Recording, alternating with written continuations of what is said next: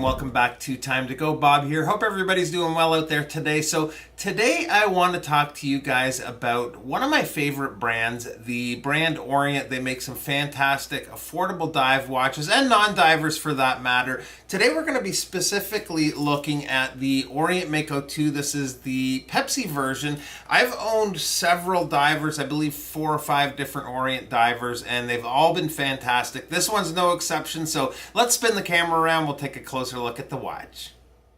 So last year, if you guys remember, I had picked up the first gen Pepsi version of this watch with the non-hacking movement, and there's also a second crown at 2 o'clock for changing the day.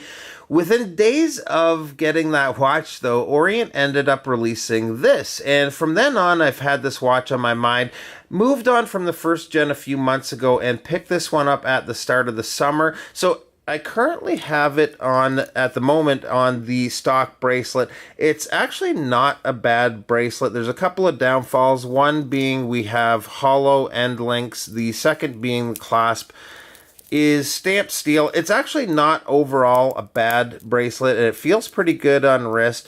I ended up picking up, though, for my first time, finally, a bracelet from Strapcode to try out on the watch, and I haven't looked back since, other than to put the stock bracelet back on for this video. At the end of the video, I'll give you guys a quick look at the watch on wrist with both this and the stock bracelet. So the measurements, I believe, are almost identical to the Mako one, if not exactly the same, with the case width coming in at about 41.5 millimeters. Lug to lug, we're looking at 47 millimeters. We have a 22 millimeter lug opening and a thickness of 13 millimeters, although I find it wears a little thinner than that.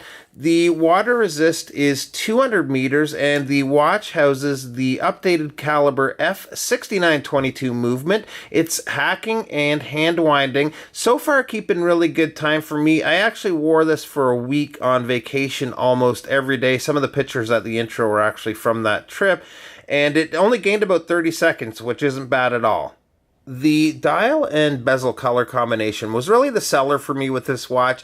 I've always loved the look of Pepsi bezels, and this is just the perfect shade of blue and red to me. The dial has that beautiful sunburst effect that just pops, especially outside on a sunny day. The applied hour markers are really well done. They catch the light nicely too. They're actually framed in stainless, and for me, I really like the numerals at the 6, 9, and 12. We also have the applied Orient logo with Orient Automatic printed below, and just above 6 we have water resist 200 meters. The day date is framed in steel, so there's lots of different surfaces that play off the light beautifully. I constantly find myself looking at this watch. Even the red tipped second hand I find just helps to pull the look all together. So as far as Lume, I just want to take a quick look at the Lume with you guys. So let's kill the lights here. So we've got some pretty decent Lume here with one kind of big downfall for me, and that is lack of Lume on the seconds hand. It's actually a requirement for ISO certified divers. It allows for a diver to be able to see that the watch is working at a quick glance. Really not an issue for me, but it would have been nice. Otherwise, pretty happy with the Lume. Another improvement other than the movement, which I wasn't expecting, is the bezel action. I think this may vary from one to the other, but my Gen 1 was really stiff and hard to turn. This one's quite a bit easier. It's still a little bit stiff, but it kind of gives you a precise feel. It's 120 click bezel, unidirectional. There's zero play with this bezel at all. And if we can get it back to the 12, the alignment is bang on. The insert is aluminum, and again, the red and blue just look so awesome to me. The case has some nice finish work with brushing on the top and the rest being completely polished. The lugs have kind of a gradual curve down towards the wrist that I really like. On the opposite side, we have crown guards protecting the signed crown, and the case back you'll see here is etched with the Orient logo. So it's quite a simple design, but a really well done one. So let's take a quick look on wrist.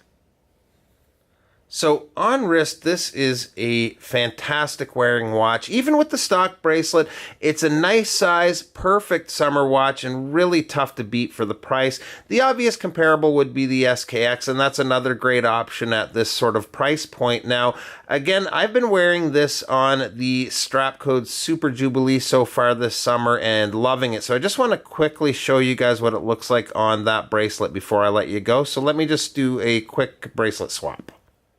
And here it is, and I think this just looks awesome on the Mako 2. Kind of gives it that GMT Master 2 look. I wasn't really going for that, but hey, now I'm not sure why I waited so long to try a Strapcode bracelet, but I'm sure glad I have. Such a well-built bracelet. Once I got this sized right, it's probably the most comfortable bracelet I've ever worn.